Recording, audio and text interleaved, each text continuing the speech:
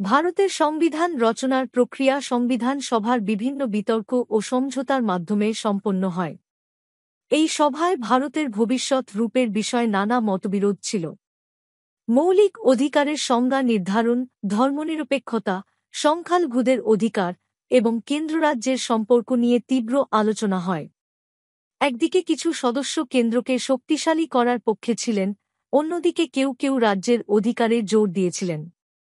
সমঝোতার ভিত্তিতে ভারসাম্যপূর্ণ কেন্দ্ররাজ্য কাঠামো তৈরি হয়।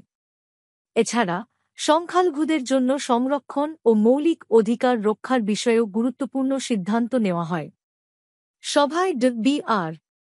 আম্বেদকর, জওহরলাল নেহরু, সর্দার প্যাটেল, মৌলানা আজাদ, রাজেন্দ্র প্রসাদ এবং সরোজিনী নাইডুর মতো নেতা উল্লেখযোগ্য ভূমিকা পালন করেন।